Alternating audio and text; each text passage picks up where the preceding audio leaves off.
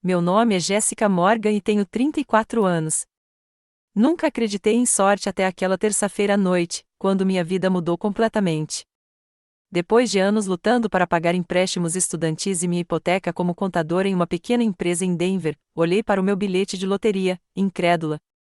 47 milhões de dólares. Os números coincidiam. Todos eles. Minhas mãos tremeram ao perceber que, de repente, eu era rico além da imaginação.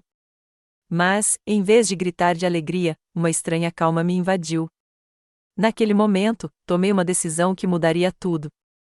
Eu não contaria a ninguém, nem mesmo a minha família. Antes de eu contar o que aconteceu em seguida, deixe um comentário me contando de onde você está assistindo. Você também teria mantido seu prêmio na loteria em segredo? Curta e inscreva-se se quiser saber como isso mudou completamente a minha vida de maneiras que eu jamais imaginaria. Naquela primeira noite, depois de perceber que tinha ganhado com o surreal, não consegui dormir. Levantei várias vezes para verificar o bilhete, com medo de ter lido errado os números ou de o papel pegar fogo espontaneamente se eu tirasse os olhos dele. Meu modesto apartamento de um quarto, com seus móveis desgastados e eletrodomésticos básicos, de repente me pareceu um casulo estranho. Dentro daquelas paredes, eu ainda era Jéssica de sempre, mas lá fora me aguardava uma nova realidade que eu não conseguia compreender.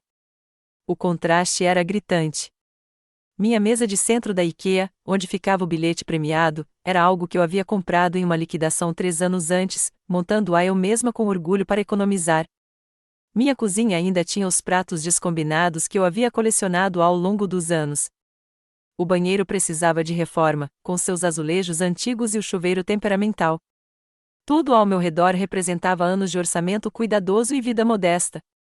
E agora, com 6 números iguais, eu poderia comprar centenas de apartamentos como este sem pestanejar. Por volta das 3 da manhã, comecei a pesquisar sobre ganhadores da loteria online. O que encontrei me fez refletir rapidamente. Histórias de famílias destruídas pela ganância. Ganhadores alvo de pedidos intermináveis de parentes distantes e estranhos. Pessoas que gastaram milhões em meses. A maldição da loteria parecia muito real, com ganhadores declarando falência, perdendo amigos, desenvolvendo vícios e até mesmo sendo assassinados por causa de seu dinheiro.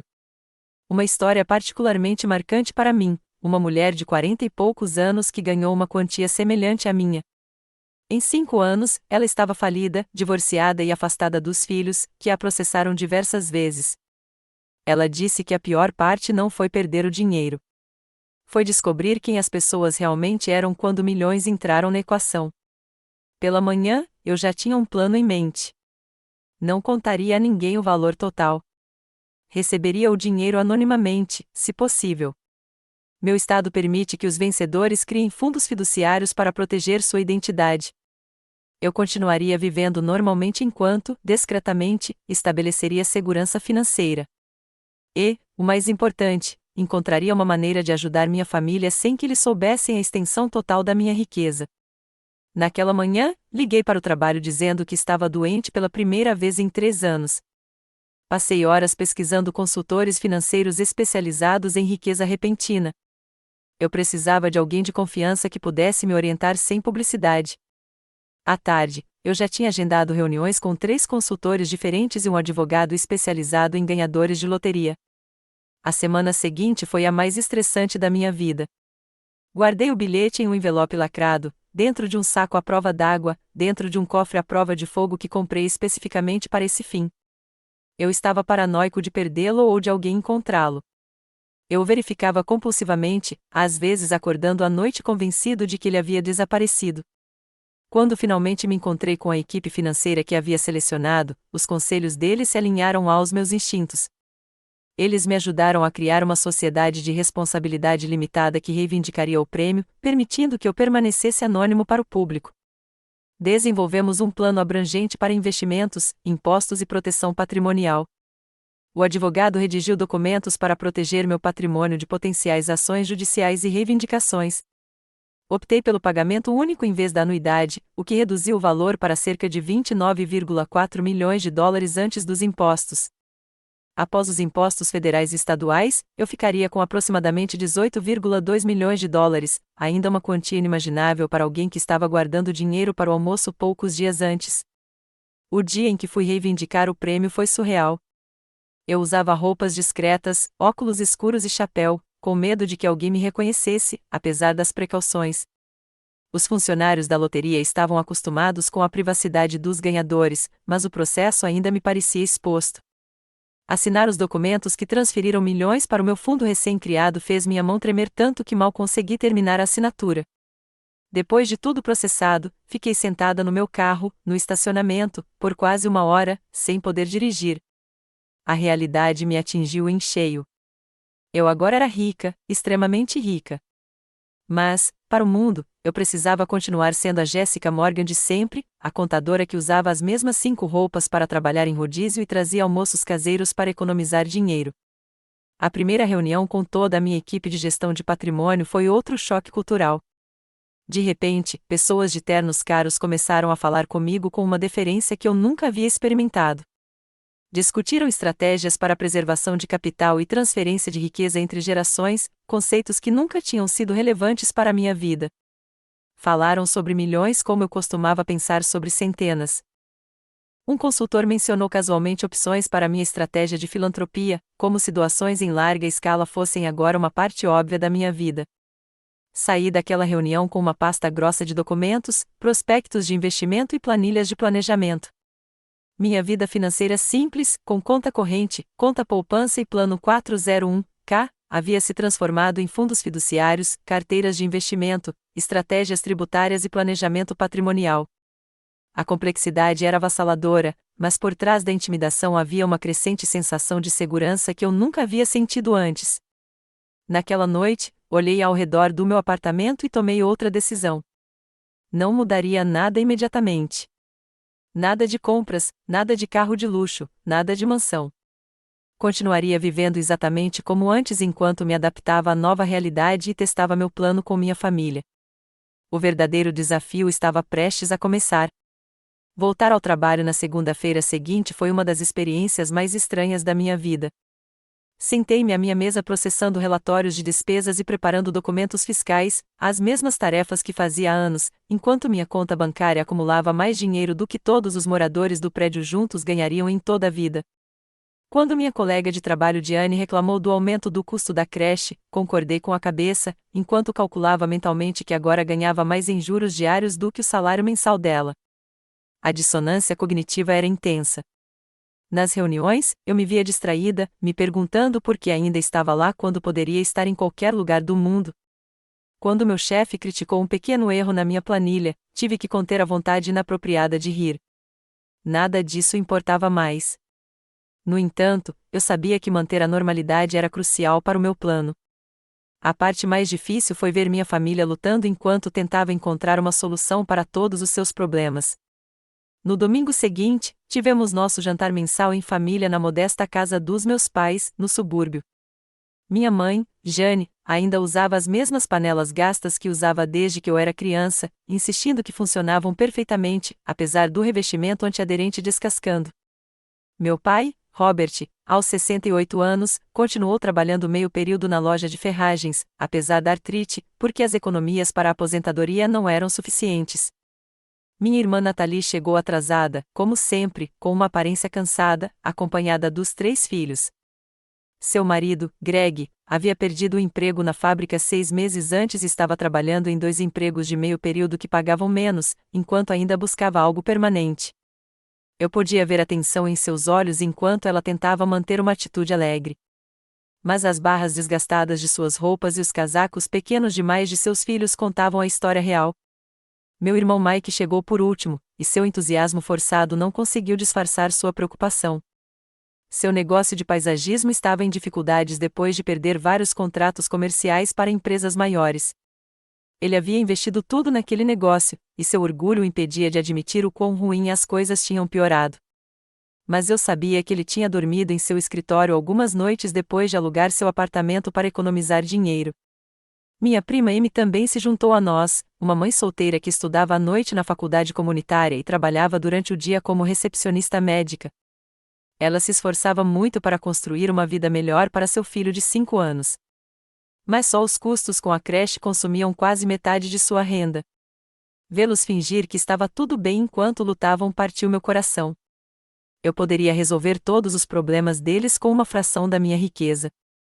Mas as histórias de advertência dos ganhadores da loteria me assombravam, como o dinheiro repentino muitas vezes destruía famílias em vez de ajudá-las. Eu precisava de uma maneira de testar as águas antes de revelar meu segredo. Durante a sobremesa, apresentei meu plano cuidadosamente. Tenho uma notícia inesperada, disse eu, tentando manter a voz casual. Uma tia-avó do lado do meu pai faleceu. Eu não a conhecia de verdade, mas aparentemente ela me deixou uma pequena herança. Todos os olhares se voltaram para mim. Meu pai parecia confuso. Não havia nenhuma tia-avó rica em nossa família. Antes que ele pudesse questionar, continuei rapidamente. Não é uma mudança de vida nem nada, cerca de $30.000 depois dos impostos, mas me fez pensar sobre família e sobre ajudar uns aos outros. Fiz uma pausa, observando atentamente as reações deles. Gostaria de compartilhar um pouco com todos vocês, não como presentes, mas como empréstimos sem juros para ajudar no que vocês mais precisarem agora. As reações foram imediatas e variadas. Minha mãe balançou a cabeça. Querida, esse dinheiro é seu. Você deveria guardá-lo para o seu futuro. A expressão de Mike era uma mistura complexa de alívio e orgulho ferido. Eu não preciso de caridade, Jace. Os olhos de Nathalie se arregalaram de interesse imediato. Que generosidade! As crianças precisam de tantas coisas agora. Amy olhou para o prato, visivelmente desconfortável. Isso é incrivelmente gentil, mas eu não poderia aceitar o dinheiro da sua herança. Eu já esperava por essas respostas e insisti. Não é caridade, e já pensei bem nisso. Tenho uma posição estável no meu emprego, e esse dinheiro extra é inesperado. Prefiro vê-lo ajudar as pessoas que amo do que ficar parado numa conta bancária. Na hora seguinte, descrevi minha proposta. Eu concederia a cada família um empréstimo entre $5.000 e $10.000, com base em suas necessidades específicas. Sem juros, com condições de pagamento flexíveis, mas com expectativas claras sobre como o dinheiro seria usado. Apresentei a proposta como uma forma de ajudá-los a superar dificuldades temporárias, preservando sua independência. Para meus pais, sugeri usar o dinheiro para alguns reparos domésticos necessários e despesas médicas que eles vinham adiando. Para Mike, enquadrei isso como um investimento empresarial para divulgar seus serviços de paisagismo. Para Nathalie e Greg, o foco era pagar as contas e suprir as necessidades das crianças. Para Amy, enfatizei os custos da educação e do cuidado infantil para ajudá-la a terminar a faculdade mais rápido. Ao longo da conversa, observei atentamente a reação de cada membro da família, em busca de sinais de direito, ressentimento ou gratidão genuína. Este seria o meu teste, não apenas como eles usavam o dinheiro, mas como recebê-lo afetava nossos relacionamentos. Ao final da noite, todos, exceto Mike, aceitaram minha oferta com cautela. Ele finalmente concordou depois que eu a enquadrei como um investimento empresarial, com um acordo formal. Quando eles saíram, me abraçando com uma mistura de gratidão e incerteza persistente, senti o peso da minha decepção. Eu os estaria ajudando ou manipulando? Testando o caráter deles ou preparando-os para a decepção? A linha entre proteção e mentira parecia cada vez mais tênue. Naquela noite, não consegui dormir novamente. Eu havia colocado meu plano em ação, mas a culpa de mentir para as pessoas que eu mais amava era mais pesada do que eu imaginava. Mesmo assim, lembrei-me dos contos de advertência e do objetivo de longo prazo de ajudar minha família de forma sustentável sem destruir nossos relacionamentos no processo. O verdadeiro teste estava apenas começando. Nas semanas seguintes, dei continuidade ao meu plano, reunindo-me individualmente com cada membro da família para fornecer os fundos prometidos. Cada encontro revelava algo diferente sobre suas personalidades e prioridades. Meus pais estavam em primeiro lugar.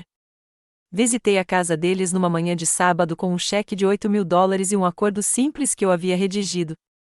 Minha mãe fez café enquanto meu pai estava sentado desconfortavelmente à mesa da cozinha, claramente com dificuldades para aceitar dinheiro da filha. Isso não parece certo, Jace, disse ele, virando o envelope nas mãos calejadas. Os pais devem ajudar os filhos, e não o contrário.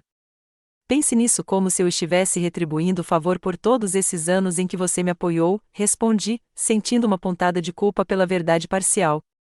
Você me ajudou a terminar a faculdade, me ajudou com o meu primeiro apartamento, tudo. Deixe-me ajudar agora. Depois de muita discussão, eles aceitaram relutantemente, prometendo usar o dinheiro para um tratamento dentário há muito atrasado para minha mãe e para consertar o telhado com vazamento. Meu pai insistiu em criar um cronograma de pagamento, mesmo quando eu tentei dispensá-lo. A integridade deles era exatamente o que eu esperava, e isso piorou ainda mais a minha decepção. Mike foi o próximo a me encontrar em uma cafeteria perto do seu escritório. Ao contrário dos nossos pais, ele veio preparado com um plano de negócios e projeções de crescimento. Não vou aceitar esmolas, disse-ele com firmeza, espalhando seus documentos sobre a mesa. Este é um investimento empresarial. Dou a você um retorno de 10% quando essas novas estratégias de marketing derem resultado. Admirei sua determinação, mas notei como ele compensava seu orgulho ferido com projeções grandiosas. Os números pareciam otimistas demais, beirando a fantasia. Quando questionei gentilmente algumas suposições, ele ficou na defensiva. Você não entende o setor, Jace. Acredite, isso vai dar certo. No ano que vem, estarei expandindo para imóveis comerciais em todo o condado. Escrevi-lhe um cheque de $10.000, o maior valor dos meus empréstimos de herança, estruturando-o como um investimento empresarial, conforme ele havia solicitado. Quando ele saiu, preocupei-me que seu orgulho pudesse levá-lo a correr riscos desnecessários para provar seu valor. Nathalie me convidou para ir à casa dela enquanto as crianças estavam na escola. Ao contrário dos nossos pais ou do Mike, ela pareceu quase despreocupada ao aceitar o dinheiro, já listando as coisas que planejava comprar antes mesmo de eu entregar o cheque. As crianças precisam desesperadamente de roupas e computadores novos para a escola, explicou ela enquanto eu preenchia o cheque de $7.000. E, sinceramente, o Greg e eu poderíamos aproveitar um fim de semana fora para recarregar as energias. Tem sido muito estressante com a situação do trabalho dele. Concordei com a cabeça enquanto acrescentava uma observação específica ao nosso acordo sobre os fundos serem usados principalmente para as necessidades das crianças e para pagar as contas da casa. Nathalie mal olhou para o acordo antes de assinar. Você é uma salva-vidas, Jace, disse ela, me abraçando. Não sei o que teríamos feito sem essa ajuda. Sua gratidão parecia genuína, mas algo em sua ânsia me deixou desconfortável. Fiz uma anotação mental para verificar especificamente as necessidades das crianças nas próximas semanas. Amy foi a última a me encontrar em um parque enquanto seu filho brincava no parquinho. Ao contrário dos outros, ela trouxe um orçamento detalhado mostrando exatamente como alocaria os $5.000, a maior parte para a creche e livros didáticos, com uma pequena quantia para um laptop usado que ela precisava para as aulas. Calculei que isso vai me ajudar a me formar um semestre mais cedo, explicou ela, com uma expressão séria. Isso significa que posso começar a ganhar um salário de verdade mais cedo e te pagar mais rápido. Sua consideração e planejamento me impressionaram. Quando sugeri que ela poderia usar parte do dinheiro para algo agradável para ela e seu filho, ela pareceu surpresa. Não é por isso que estou aceitando isso, disse ela calmamente. É um investimento em nosso futuro, não um mimo. Cada dólar precisa de um propósito. Com o passar das semanas, observei atentamente como cada membro da família usava o dinheiro, coletando informações por meio de conversas casuais e redes sociais. Os resultados foram esclarecedores e, às vezes, decepcionantes. Meus pais, como esperado, usaram o dinheiro exatamente como combinado. Eles consertaram o telhado, fizeram o tratamento dentário da minha mãe e até devolveram $500 que achavam desnecessários. Apesar dos meus protestos, eles mantiveram registros meticulosos de todas as despesas e começaram a fazer pequenos pagamentos mensais, apesar da minha insistência de que não era necessário. Mike investiu em novos equipamentos e materiais de marketing para seu negócio de paisagismo, conforme planejado. No entanto, notei que ele também alugou um caminhão novo com a marca da empresa em destaque, algo não incluído no plano de negócios que discutimos. Quando ele conseguiu um pequeno contrato comercial, imediatamente expandiu sua equipe e assumiu custos adicionais antes de garantir mais negócios. Sua tomada de riscos me preocupou, embora seu entusiasmo fosse tocante. Amy seguiu rigorosamente seu orçamento, enviando-me imagens de recibos sem que eu pedisse. O acordo que ela encontrou para cuidar das crianças permitiu que ela assumisse créditos adicionais, acelerando seu programa conforme planejado. Quando seu filho precisou de sapatos novos, ela comprou um par de qualidade em promoção, em vez dos chamativos e caros que ele queria inicialmente, usando isso como um momento de aprendizado sobre valores e prioridades. O mais preocupante era Nathalie. Por meio de postagens nas redes sociais e conversas familiares, percebi que ela não havia usado o dinheiro conforme o combinado. Em vez de priorizar as necessidades das crianças, ela e Greg fizeram uma viagem de fim de semana para um resort de luxo, postando fotos de jantares luxuosos e marcando-os com hashtag autocuidado e hashtag merecido. Quando visitei a casa deles, notei bolsas de grife e eletrônicos novos, mas as crianças ainda usavam as mesmas roupas surradas. Quando perguntei gentilmente sobre os novos computadores das crianças que ela havia mencionado, ela ficou na defensiva. Estamos chegando lá. Greg e eu precisávamos recarregar as energias primeiro. Não dá para servir de uma xícara vazia, né? As crianças estão bem por enquanto. Os resultados mistos do meu experimento me deixaram com sentimentos complicados. Eu estava orgulhosa de alguns familiares e decepcionada com outros. Mas, acima de tudo, me sentia cada vez mais culpada pela minha decepção. Eu estava basicamente manipulando pessoas que amava, testando-as sem o conhecimento ou consentimento delas. A justificativa de que eu estava protegendo minha riqueza parecia cada vez mais vazia quando comparada à desonestidade. Enquanto isso, eu fazia pequenas mudanças no meu próprio estilo de vida. Mudei-me para um apartamento um pouco melhor no mesmo bairro, explicando que era um bom negócio que eu não podia deixar passar. Troquei meu carro de 12 anos, que precisava constantemente de reparos, por um modelo mais novo e confiável, nada chamativo, mas definitivamente um upgrade. Comecei a comprar alimentos de melhor qualidade, ocasionalmente, convidar amigos para jantar sem me preocupar com a conta. Cada mudança exigia uma desculpa. O apartamento foi um achado de sorte, com uma taxa especial de mudança. O carro era seminovo e tinha um ótimo financiamento. A generosidade ocasional era explicada como um investimento melhor ultimamente. A teia de pequenas mentiras tornou-se cada vez mais complexa, e manter o controle do que eu havia contado a quem se tornou uma fonte de estresse. O desgaste emocional de viver uma vida dupla estava se tornando difícil de administrar. Eu dormia mal e tinha medo constante de escorregar ou ser descoberta.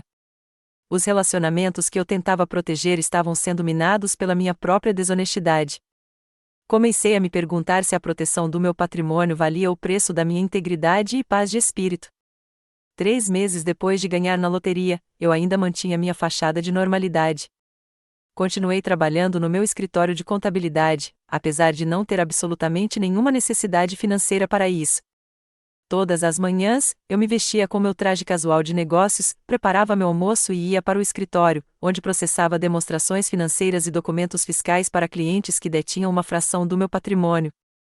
A ironia não me passou despercebida, especialmente durante a reunião de equipe, quando a empresa comemorou a economia de $15.000 em impostos para um cliente, valor que eu agora ganhava em juros diários. A dinâmica dentro da minha família havia mudado sutil, mas significativamente, desde os meus empréstimos. Os jantares familiares regulares passaram a ser carregados por novas tensões e expectativas. O que antes eram simples reuniões agora pareciam avaliações de desempenho, enquanto eu avaliava inconscientemente como todos estavam lidando com sua assistência financeira. Nathalie foi a primeira a pedir mais dinheiro. Ela ligou numa terça-feira à noite, com a voz carregada daquele tom peculiar de casualidade forçada que imediatamente me deixou em alerta. E aí, Geis, como vão as coisas? Começou ela, antes de começar a me contar por 20 minutos sobre as atividades das crianças e a procura de emprego de Greg. Finalmente, ela chegou ao seu ponto. Então, eu estava pensando se você poderia ter um pouco mais dessa herança disponível. A primeira quantia foi muito útil, mas com os acampamentos de verão das crianças e alguns reparos inesperados no carro, senti um nó familiar se formando no meu estômago.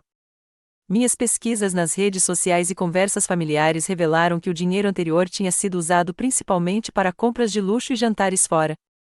As atividades de verão das crianças já haviam sido pagas pelos nossos pais como presentes de aniversário. Achei que tínhamos combinado que o dinheiro seria usado para as necessidades imediatas das crianças e para pagar as contas, eu disse, cautelosamente. Foi, ela insistiu rapidamente. Mas você sabe como as despesas continuam aumentando com 3 crianças. Só mais $3.000 fariam uma diferença enorme agora. Recusei o mais gentilmente possível, sugerindo que revisássemos como os fundos iniciais foram usados antes de discutir ajuda adicional. Seu tom de voz esfriou imediatamente. Eu não sabia que o dinheiro vinha com vigilância contínua, disse ela rispidamente. Greg tinha razão. Empréstimos de familiares sempre têm condições invisíveis. A conversa terminou de forma estranha, e notei que ela não postou nas redes sociais por uma semana, o que é incomum para alguém que costumava compartilhar várias atualizações diariamente. A situação de Mike evoluiu de forma diferente. Seu negócio de paisagismo apresentou uma melhora genuína graças aos novos materiais e equipamentos de marketing. Ele havia fechado vários contratos residenciais e um pequeno imóvel comercial. Quando nos encontramos para um café, ele me mostrou, orgulhoso, seus números crescentes de receita. O investimento já está dando resultado, declarou, deslizando um cheque sobre a mesa. A primeira parcela do seu retorno, como prometido. Tentei recusar, mas ele insistiu. Negócio é negócio. Meu negócio está se recuperando porque você acreditou em mim quando os bancos não acreditaram. O que Mike não mencionou, mas descobri em conversas com nossos pais, é que ele estava assumindo riscos cada vez maiores, alavancando seus novos contratos para concorrer a projetos que ultrapassavam a capacidade da empresa. Ele trabalhava 18 horas por dia, dormia em uma cama dobrável no escritório e investia cada centavo investido na expansão, em vez de estabelecer a estabilidade primeiro. Seu sucesso era real, mas precário, construído sobre uma base de exaustão e excesso de trabalho. Meus pais continuaram a ser conscienciosos com o empréstimo. Já haviam pago quase $1.000 em pequenas parcelas mensais, apesar das minhas repetidas garantias de que não havia pressa. Minha mãe ligava regularmente para me dar notícias sobre os reparos da casa e a melhora da saúde do meu pai desde que reduzira o horário de trabalho na loja de ferragens. Estamos pensando em fazer uma pequena viagem de fim de semana para comemorar nosso aniversário, minha mãe mencionou hesitantemente durante uma ligação. Não saímos de casa há 5 anos, mas se você acha que deveríamos usar esse dinheiro para pagar a dívida. O fato de eles terem pedido permissão para um prazer tão modesto com o próprio dinheiro partiu meu coração. Insisti para que fizessem a viagem e se divertissem sem culpa. Amy continuou a me impressionar com sua disciplina e foco. Ela se destacava no programa de administração médica, mantendo o emprego e cuidando do filho. Quando seu laptop pifou inesperadamente, ela pesquisou exaustivamente as opções antes de comprar um substituto com preço razoável, em vez de pedir ajuda imediatamente. Ela até criou um pequeno fundo de emergência com o dinheiro que economizou com um orçamento cuidadoso. Seu empréstimo mudou tudo, ela me disse durante o almoço um dia. Não é só o dinheiro, é ter alguém que acredita em mim o suficiente para investir no meu futuro. Não vou te decepcionar. Sua genuína gratidão e responsabilidade tornaram o contraste com o sentimento de direito de Natalie ainda mais gritante. A verdadeira crise veio no 5º mês após eu ganhar na loteria. A filha do meio da Natalie, Emma, de 7 anos, caiu do brinquedo do parquinho e precisou de cirurgia para uma fratura complexa no braço. O seguro deles cobriu a maior parte dos custos, mas deixou uma franquia de $12.000 que eles não podiam pagar. Natalie me ligou chorando. O hospital quer um acordo de pagamento imediatamente. Estamos com o limite do cartão de crédito estourado e os bancos não vão aprovar outro empréstimo com a situação de trabalho do Greg. Sei que já pedi mais, mas aqui é a Emma, Jace. É uma emergência. Eu estava em uma situação impossível. Minha sobrinha precisava de atendimento médico imediato e eu tinha milhões em contas que poderiam resolver o problema instantaneamente. Mas revelar minha riqueza agora levantaria inúmeras perguntas que eu não estava preparado para responder. Mais importante ainda, alteraria fundamentalmente meu relacionamento com minha família antes mesmo de eu decidir como eles lidariam com uma assistência financeira significativa. Depois de uma noite sem dormir, criei uma solução.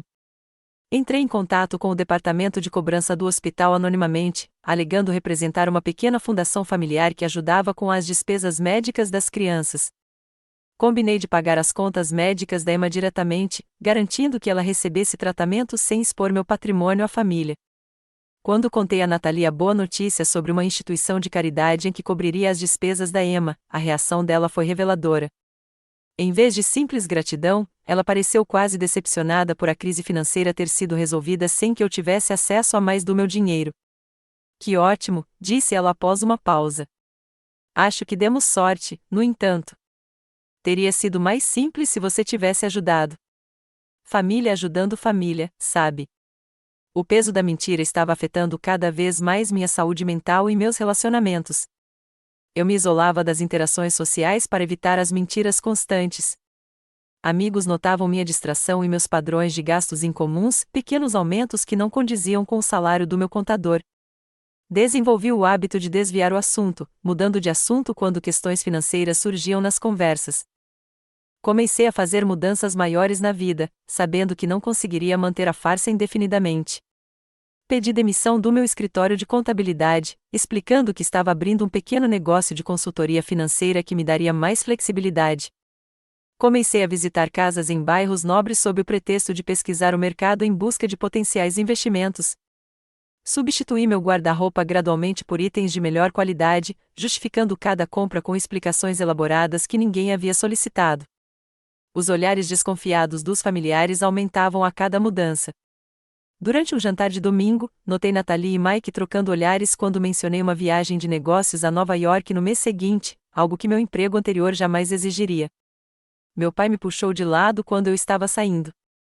Geis, você sabe que pode nos contar se algo estiver acontecendo, certo? Essas mudanças na sua vida, só queremos ter certeza de que você está bem. A preocupação em seus olhos fez a mentira entalar na minha garganta. Está tudo bem, pai. Melhor do que bem, na verdade. O negócio de consultoria está decolando mais rápido do que eu esperava. Enquanto dirigia para casa, percebi que meu plano bem-intencionado estava se desfazendo. Os testes haviam me mostrado informações valiosas sobre o caráter da minha família, mas à custa de relacionamentos autênticos. A riqueza que eu vinha protegendo estava se tornando uma prisão de segredos e mentiras. Algo teria que mudar, e logo. 6 meses depois de ganhar na loteria, finalmente apresentei meu pedido formal de demissão do escritório de contabilidade. Meu chefe pareceu genuinamente confuso, principalmente quando recusei sua contraproposta de um aumento significativo e uma vaga de sócio. Você é uma das pessoas mais confiáveis para nós, Jéssica, disse ele, franzindo a testa ao ler minha carta de demissão. O que essa consultoria oferece que não podemos igualar? Liberdade, respondi honestamente, a possibilidade de escolher meus projetos e definir meu próprio horário. Foi talvez a primeira declaração completamente verdadeira que fiz em meses. A notícia da minha mudança de carreira se espalhou rapidamente pela minha família. No início, eles me apoiaram, embora um tanto perplexos com a minha confiança em deixar um emprego estável para a incerteza do trabalho autônomo. Criei um site e cartões de visita para minha empresa de consultoria fictícia, com estudos de caso cuidadosamente elaborados de clientes inexistentes. A fachada elaborada era impressionante e perturbadora. Eu estava me tornando notavelmente habilidoso em enganar. O verdadeiro problema começou quando comprei meu carro novo. Depois de meses dirigindo meu prático sedã de médio porte, finalmente me dei ao luxo de um luxo modesto, um Audi A4 novinho. Não era o veículo mais caro, de jeito nenhum, mas era nitidamente melhor do que qualquer coisa que eu já tivesse tido ou pudesse pagar razoavelmente com o salário de um contador ou como consultor de startups. Eu não tinha planejado revelar a compra para minha família tão cedo, mas o destino interveio quando cheguei na casa dos meus pais para jantar e estacionei na garagem. Mike estava lá fora ajudando nosso pai com o trabalho no quintal quando estacionei. Ele congelou, com o ancinho na mão, olhando para o veículo reluzente. É novo, disse-ele quando saí, com uma expressão indecifrável. Consegui um bom negócio, respondi automaticamente, a mentira ensaiada escapando facilmente. Modelo de fim de ano. Ótimas condições de financiamento. Mike passou a mão pela pintura imaculada. Deve ser um negócio de consultoria e tanto. A maioria dos empreendedores que conheço come lamen nos primeiros anos. Seu tom tinha uma rispidez que eu não estava acostumado a ouvir do meu irmão, que me apoiava. Antes que eu pudesse responder, Nathalie parou com a família. Seus olhos se arregalaram ao ver meu carro, e eu a vi trocar um olhar com Greg. A tensão nos seguiu para dentro. Durante o jantar, peguei meus familiares observando minha aparência, a discreta marca de grife na minha blusa, o relógio novo no meu pulso, as mechas no meu cabelo de um salão caro, em vez da minha rede de lojas de grife de sempre. A conversa fluiu desajeitadamente até que Nathalie finalmente pousou o garfo com precisão deliberada. Então, Jéssica, quando exatamente você ganhou todo esse dinheiro? A mesa ficou em silêncio. Minha mãe parecia alarmada, meu pai desconfortável. Mike olhava fixamente para o prato enquanto Greg observava com indisfarçável curiosidade. Até as crianças pareceram sentir a tensão repentina. Eu te contei sobre a herança, eu disse cuidadosamente. E o negócio de consultoria está indo bem. Natalie riu sem humor acerto. A herança misteriosa de uma tia-avó de quem nenhum de nós nunca ouviu falar. E um negócio de consultoria que, de alguma forma, paga o suficiente no primeiro mês para um carro de luxo quando você não tem experiência em consultoria. Natalie, meu pai avisou baixinho. Não, pai. Estou cansada desses segredos. Ela se virou para mim, com os olhos semicerrados. Nós não somos idiotas, Jace. Você largou seu emprego estável. Comprou um carro novo. Está usando roupas que custam mais do que meu aluguel mensal. Tem alguma coisa errada. Meu coração batia forte. Esse confronto era inevitável, mas eu não estava preparada para ele naquela noite, na frente de todos. Fiz bons investimentos, eu disse, fraca. Natalie disparou, ignorando o espanto da nossa mãe com a sua linguagem. Você está escondendo alguma coisa. Conseguiu um acordo enorme com a empresa? Está envolvida em algo ilegal? Ou você só tem um namorado rico que não está nos contando? Chega, interrompeu Mike. A Jace não nos deve explicações sobre suas finanças pessoais. Sério, Natalie se virou para ele. Você está defendendo ela quando ela nos deu aqueles empréstimos enquanto claramente tinha uma pilha de dinheiro? Ela nos fez implorar por ajuda enquanto secretamente vivia grande. A acusação me magoou porque continha um fundo de verdade. Eu os havia feito pedir ajuda, mesmo tendo condições de dar muito mais.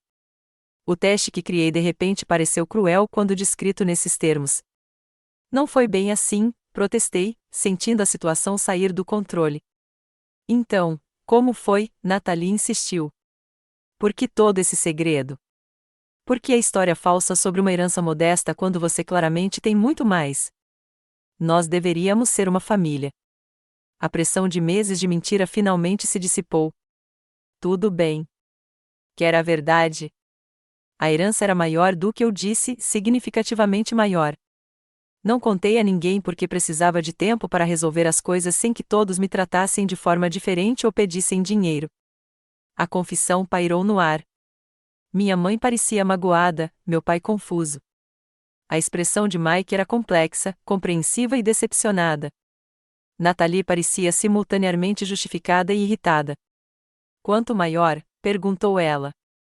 Hesitei, ainda não pronta para revelar toda a verdade. O suficiente para mudar a minha vida. Mas isso não significa que eu seja obrigada a mudar a de todo mundo da noite para o dia. Então você mentiu para nós, disse Natalie, categoricamente. Você nos testou com aqueles pequenos empréstimos enquanto observava para ver se éramos dignos do seu precioso dinheiro. A precisão da avaliação dela me deixou sem palavras. Isso não é justo, Natalie, interrompeu meu pai. A Jéssica sempre foi responsável com dinheiro. Ela tinha direito à privacidade. Privacidade é uma coisa. Manipulação é outra, retrucou Natalie. Ela nos deu o suficiente para ver como reagiríamos, como se fôssemos ratos de laboratório em algum experimento. Enquanto isso, a Emma precisou de cirurgia, o Greg ainda não conseguiu encontrar um emprego decente e estamos lutando para manter as luzes acesas. Ajudei com as contas médicas da Emma, respondi, na defensiva. A instituição de caridade que as cobriu. Parei abruptamente, percebendo meu erro tarde demais. Os olhos de Natalie se arregalaram. Não houve nenhuma instituição de caridade, houve. Foi você também. Mais manipulação, mais segredos. A sala ficou em silêncio. Olhei para os rostos da minha família, mágoa, confusão, traição e percebi o quanto eu havia calculado mal. Ao tentar proteger minha riqueza e nossos relacionamentos, feri a confiança que era a base desses relacionamentos. Acho que devo ir, disse baixinho, levantando-me. Só isso? Você solta essa bomba e vai embora? A voz de Natalie se elevou. A clássica Jéssica. Sempre a responsável, sempre no controle, sempre sabendo o que é melhor para todos. Eu estava tentando proteger todo mundo, insisti, ameaçando chorar. Nos proteger ou nos testar? Perguntou Mike baixinho, sua pergunta calma cortando mais fundo que a raiva de Natalie. Minha mãe estendeu a mão para mim. Querida, poderíamos ter te ajudado a lidar com isso. Você não precisava carregar isso sozinha. Desculpe, foi tudo o que consegui dizer antes de pegar minha bolsa e ir em direção à porta. O som da risada amarga de Natalie me seguiu para fora. No meu carro novo, símbolo visível da minha decepção, finalmente desabei. Lágrimas turvaram minha visão quando parei a alguns quarteirões de distância, sem poder dirigir. O plano cuidadosamente construído havia fracassado, expondo não apenas meu segredo financeiro, mas algo pior, minha desconfiança fundamental nas pessoas que eu dizia amar mais. Disse a mim mesmo que estava sendo prudente, responsável e até gentil ao testá-los antes de compartilhar minha riqueza. Mas aquela noite revelara a verdade nua e crua. Eu me designara juiz de seu valor, distribuindo ajuda com condições, observando e avaliando cada movimento deles a partir de uma posição de poder oculto. A constatação foi devastadora. Enquanto minhas lágrimas diminuíam, encarei a verdade que vinha evitando. A loteria não havia criado aquela situação. Apenas revelara algo sobre mim que eu não queria ver, minha necessidade de controle, meu medo de ser usada, minha incapacidade de confiar completamente. O dinheiro fora uma desculpa, não um motivo.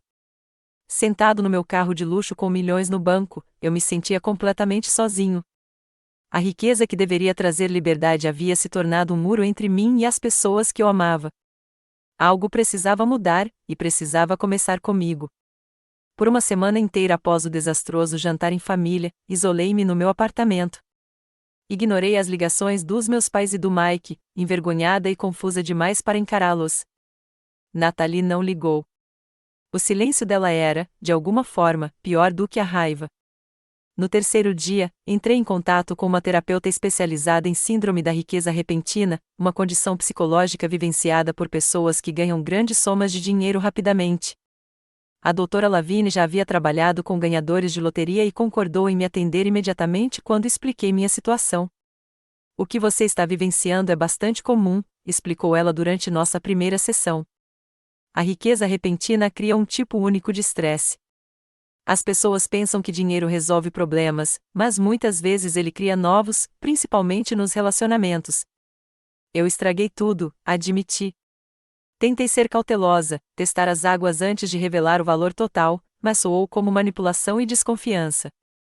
Você estava sendo manipuladora? Ela perguntou diretamente. Sua franqueza me assustou. Eu estava tentando proteger a eles e a mim mesma, enganando-os e organizando testes que eles nem sabiam que estavam fazendo, esclareci. Testes em que você era o único que conhecia as regras ou os riscos, disse ela. Posto dessa forma, minhas ações soaram piores do que eu me permiti admitir. Ao longo de 3 sessões intensivas, a doutora Lavigne me ajudou a entender a psicologia por trás das minhas decisões. Meu medo de ser valorizada apenas pelo meu dinheiro era válido, mas minha abordagem havia minado os próprios relacionamentos que eu tentava preservar. Ela me ajudou a ver que a verdadeira generosidade vem sem vigilância ou julgamento, e que a confiança é uma via de mão dupla.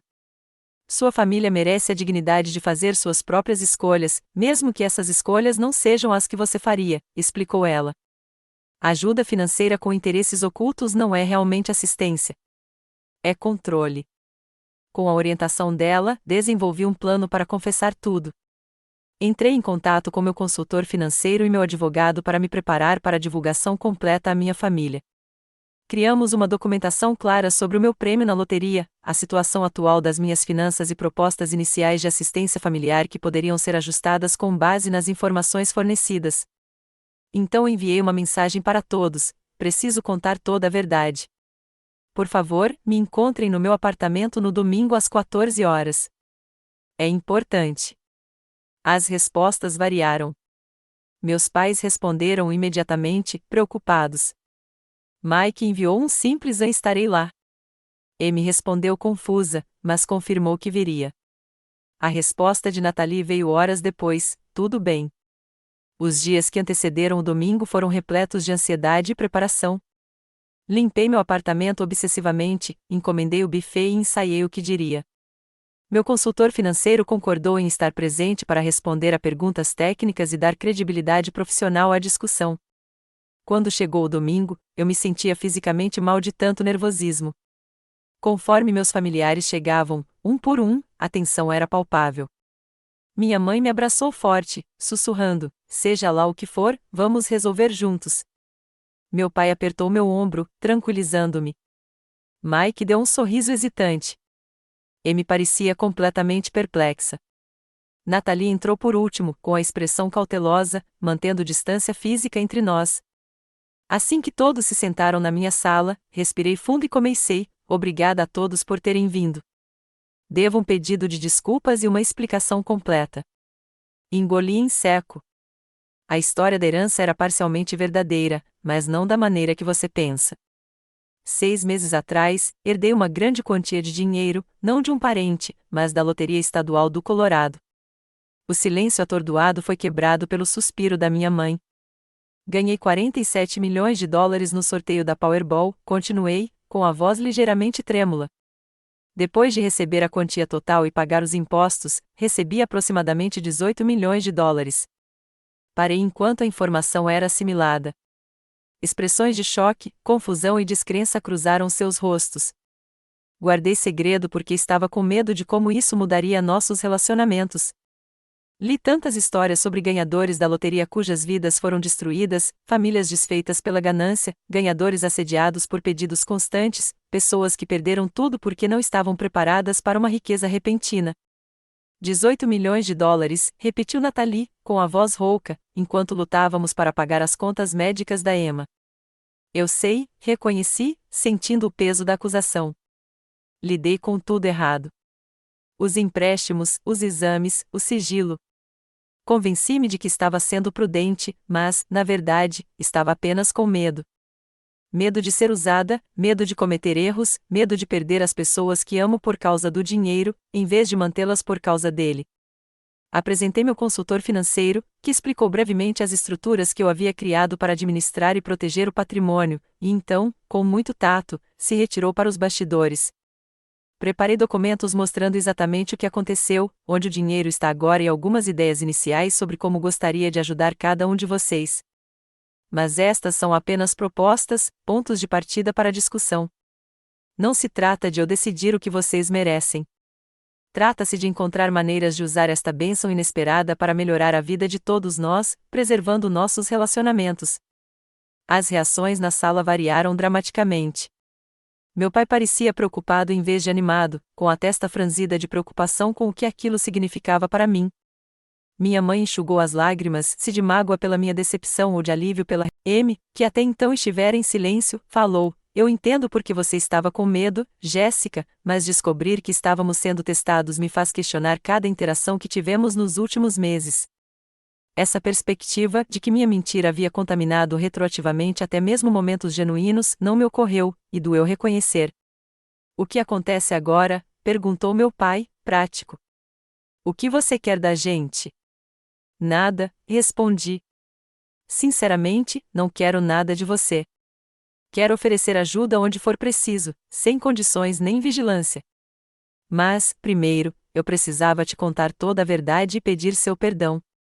Distribuí pastas com propostas detalhadas e adaptadas à situação de cada membro da família. Para meus pais, um fundo de aposentadoria que proporcionaria total segurança financeira, cobertura de saúde e recursos para reformar a casa ou se mudar, se quisessem. Para Mike, investimento em seu negócio de paisagismo com estrutura e mentoria adequadas, além de segurança financeira pessoal. Para Natalie e sua família, fundos para a educação dos filhos, assistência com a hipoteca e oportunidades de requalificação profissional para Greg. Para Amy, apoio integral para sua educação, creche e uma entrada para uma casa quando estivesse pronta. Estes são apenas pontos de partida, enfatizei enquanto eles revisavam os documentos com expressões que variavam da descrença à suspeita e à esperança cautelosa. Quero a opinião de vocês. Isto é uma conversa, não um pronunciamento. Isso é avassalador, disse minha mãe finalmente, fechando a pasta. Precisamos de tempo para processar isso, Jéssica. Meu pai assentiu, concordando. Isso muda tudo. Era disso que eu tinha medo, admiti baixinho. Nathalie se levantou abruptamente.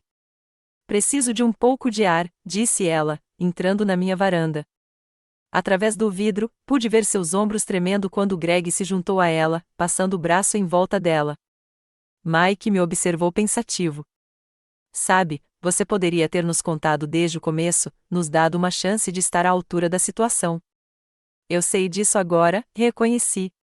Eu estava tentando proteger o dinheiro de prejudicar nossos relacionamentos, mas meu segredo causou mais danos do que a honestidade. Amy se aproximou e me abraçou inesperadamente.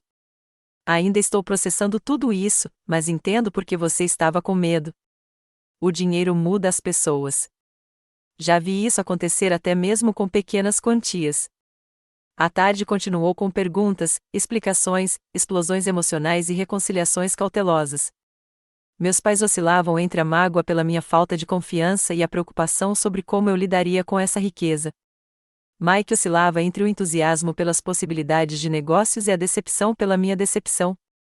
Amy permaneceu pragmática, mas distante, avaliando cuidadosamente o que isso significava para ela e seu filho.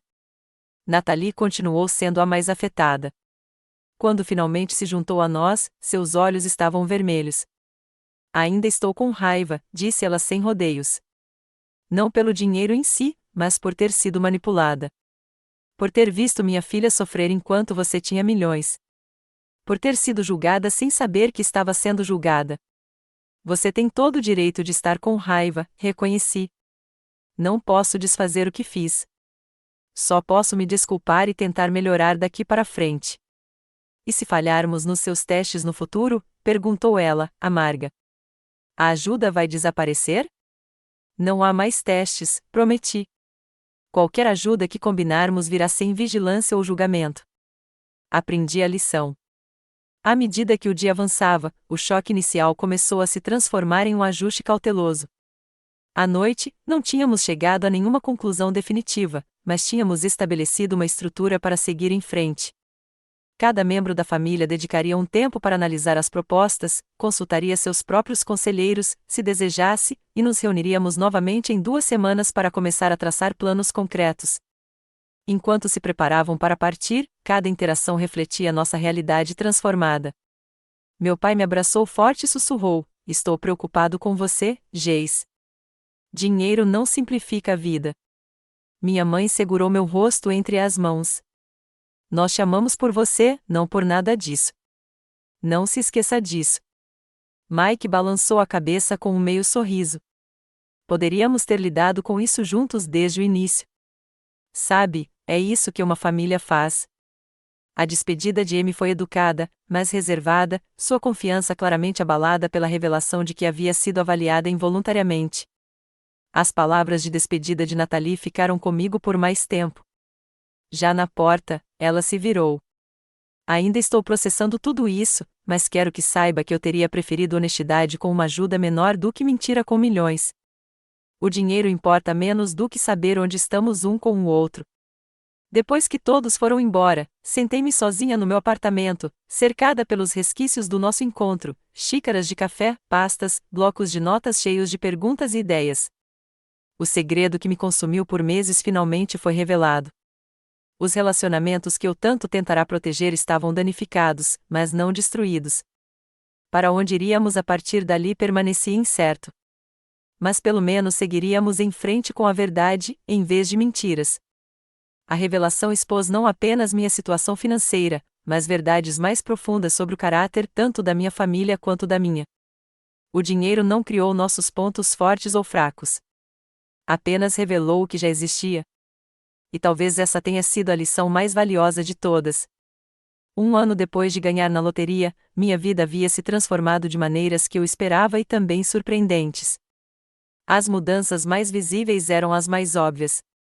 Comprei uma casa confortável, mas sem ostentação, em um bairro seguro, com um jardim que eu mesmo cuidava. Dirigi um carro bonito, mas não chamativo. Criei uma pequena fundação focada em oportunidades educacionais para estudantes de baixa renda, um trabalho que me trouxe uma realização genuína que ia muito além de tudo que eu já havia experimentado na área de contabilidade. Mas as transformações mais significativas ocorreram em áreas menos visíveis, nos meus relacionamentos, nos meus valores e na minha compreensão do que realmente constituía riqueza. A jornada com minha família naquele ano não foi simples nem direta. Cada relacionamento evoluiu ao longo de seu próprio caminho, com contratempos, progressos e desenvolvimentos inesperados. Inicialmente, meus pais recusaram o pacote financeiro completo que ofereci, preocupados em se tornar independentes ou em mudar nossa dinâmica entre pais e filhos. Após várias conversas ponderadas, chegamos a um acordo. Eles aceitaram um fundo de aposentadoria que garantia que suas necessidades médicas seriam sempre cobertas e permitiram que meu pai se aposentasse totalmente da loja de ferragens. Permitiram reformas modestas em sua casa para resolver questões de segurança e conforto, mas insistiram em manter a casa onde nos criaram. O mais tocante foi que eles criaram seu próprio pequeno fundo de caridade focado em serviços prestados a veteranos, em homenagem ao serviço militar do meu avô. O dinheiro deve fazer o bem além de apenas tornar a vida confortável, explicou meu pai enquanto analisávamos a estrutura da instituição de caridade. Esse é o exemplo que queremos dar. A sabedoria e a integridade deles permaneceram inabaláveis, independentemente das circunstâncias financeiras, confirmando o que eu sempre soube sobre eles. Nosso relacionamento gradualmente retornou à sua base de respeito mútuo, embora, ocasionalmente, eu ainda pegasse minha mãe me olhando com uma mistura de preocupação e perplexidade, como se estivesse tentando conciliar a imagem que tinha da filha com minha nova realidade. A jornada de Mike se mostrou mais complexa. O investimento inicial transformou sua empresa de paisagismo, que enfrentava dificuldades, em um empreendimento próspero, mas não sem desafios. Com capitalização adequada e a mentoria de empresários experientes com quem o conectei, ele garantiu contratos comerciais maiores e expandiu de forma consciente, em vez de reativa. Quando sua empresa ganhou um grande contrato municipal, 6 meses após a minha revelação, ele me ligou imediatamente. Isso aconteceu por causa do equipamento e da equipe que podíamos pagar com o seu investimento, reconheceu.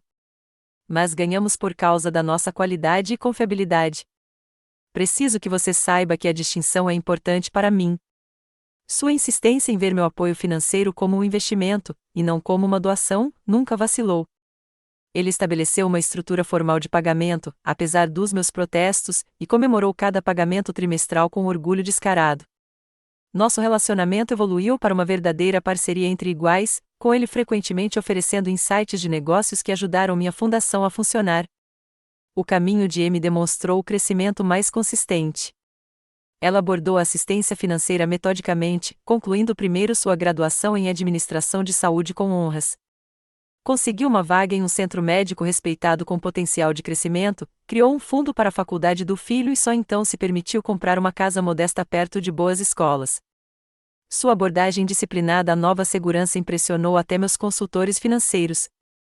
O dinheiro acelerou meu cronograma, mas não meus objetivos, explicou ela um dia, tomando um café.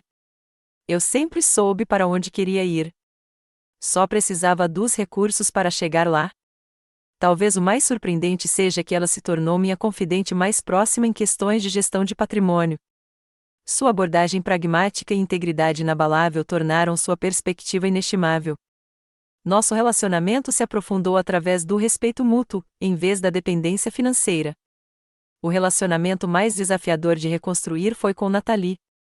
A revelação do meu teste secreto feriu profundamente sua confiança, criando uma ferida que precisava de mais do que dinheiro para cicatrizar. A assistência financeira ajudou nas circunstâncias imediatas da família dela, quitando dívidas, criando fundos para a educação dos filhos e proporcionando requalificação profissional para Greg.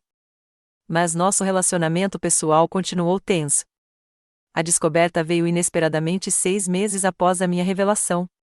Eu havia providenciado para que todos os membros da família que desejassem orientação financeira trabalhassem com conselheiros financeiros profissionais.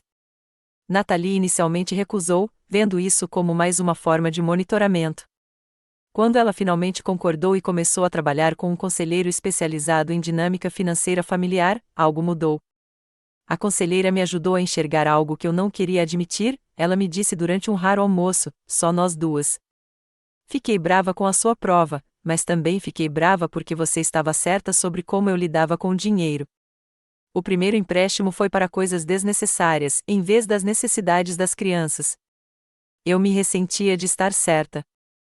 Sua honestidade abriu caminho para uma conversa genuína sobre nossas diferentes abordagens em relação às finanças e às emoções subjacentes a elas. O aconselhamento continuou, não como uma condição para receber assistência, mas como uma ferramenta para o seu próprio crescimento.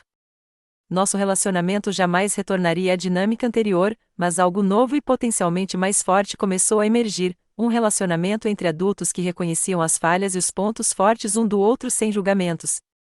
Além da minha família, aprendi lições valiosas sobre amizade e comunidade. Alguns amigos se afastaram quando minha situação financeira mudou, incomodados com a mudança de dinâmica.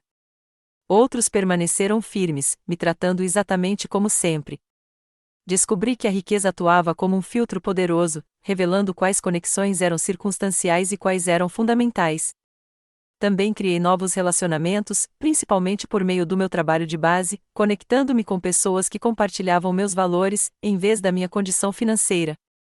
Desenvolvi um pequeno círculo de amigos de confiança que conheciam minha história completa e a tratavam apenas como um aspecto de quem eu era, em vez de minha característica definidora. Com tudo isso, adquiri uma perspectiva que nenhum consultor financeiro poderia ter proporcionado. Descobri que o dinheiro ampliava o que já estava presente no caráter das pessoas, em vez de mudá-lo fundamentalmente. Meus pais generosos tornaram-se mais abertamente caridosos. Meu irmão determinado tornou-se mais confiante e ambicioso. Meu primo prático tornou-se mais estratégico e visionário. As inseguranças da minha irmã e meus próprios problemas de controle foram igualmente amplificados antes de aprendermos a reconhecê-los e lidar com eles. Percebi que a confiança não podia ser testada ou conquistada por meio de cenários artificiais. Ela precisava ser ampliada, retirada ou reconstruída por meio de interações genuínas ao longo do tempo. Minha abordagem inicial havia sido fundamentalmente falha, não porque eu quisesse me proteger, mas porque eu havia tentado construir relacionamentos autênticos por meios inautênticos. A constatação mais profunda foi a rapidez com que o valor real do dinheiro se tornou quase irrelevante depois que a segurança básica foi estabelecida. Independentemente de eu ter ganhado 5 milhões de dólares ou 50 milhões de dólares, as perguntas centrais permaneciam as mesmas: como eu viveria com propósito? Em quem eu poderia confiar? O que eu valorizava além do conforto material? Essas perguntas não tinham preço e não podiam ser respondidas por consultores financeiros ou gestores de patrimônio. Um ano após a minha vitória, reunimos-nos para um jantar em família na minha nova casa. Enquanto observava meus pais rindo com Mike sobre sua última história de desastre paisagístico, via o filho de Amy orgulhosamente mostrando aos filhos de Natalie um projeto de ciências que ele havia criado e sentia o calor genuíno da conexão que havia sobrevivido ao nosso ano mais difícil. Reconheci a verdadeira natureza da riqueza. A loteria me deu recursos financeiros além de tudo que eu havia imaginado. Mas a verdadeira fortuna estava sentada à minha mesa. Pessoas que me conheciam completamente, me viram nos meus piores momentos e nos meus momentos mais manipuladores e, mesmo assim, escolheram reconstruir relacionamentos. Pessoas que me cobraram responsabilidade, desafiaram meu pensamento, celebraram meus sucessos e perdoaram meus fracassos. Nenhum valor em minha conta bancária se igualava à riqueza daqueles títulos. Enquanto brindávamos, meu pai me pediu para dizer algumas palavras. Olhando para os rostos daqueles que haviam percorrido essa jornada complexa comigo, falei com o coração. Há um ano, eu pensava que ganhar na loteria era proteger o dinheiro das pessoas. Agora entendo que é proteger as pessoas do que o dinheiro pode nos fazer se deixarmos. Obrigada por me ensinar a diferença. Mais tarde, enquanto os convidados ajudavam a tirar os pratos, apesar dos meus protestos, Natalie se aproximou de mim no pátio. Você faria tudo diferente se pudesse voltar? Perguntou ela, sem nenhum tom de acusação, apenas curiosidade. Pensei cuidadosamente antes de responder. Eu teria sido honesto desde o início, disse finalmente. O teste não valia o dano à confiança. Mas eu não devolveria o que todos nós aprendemos com esse processo. Às vezes, os caminhos mais difíceis levam aos destinos mais importantes. Ela sentiu, com compreensão nos olhos. Se valer a pena, acho que você está lidando bem com isso agora, o dinheiro, a fundação, tudo. Vindo da minha crítica mais severa, o simples reconhecimento significou mais do que ela poderia imaginar. A loteria mudou minha situação financeira da noite para o dia. Mas a jornada rumo à riqueza genuína, de caráter, propósito e relacionamentos, levou um ano inteiro de crescimento árduo. Eu tinha as cicatrizes para provar isso, mas também a sabedoria que elas me trouxeram. O que você faria se de repente descobrisse uma situação financeira que mudaria sua vida? Contaria para todo mundo imediatamente ou manteria segredo? Adoraria saber sua opinião nos comentários abaixo. Se esta história ressoou com você, curta e inscreva-se. Compartilhe novas experiências de vida toda semana. E lembre-se, as coisas mais valiosas da vida não podem ser depositadas em nenhum banco. Obrigada por me acompanhar nessa jornada e desejo-lhe riqueza em todas as formas que realmente importam.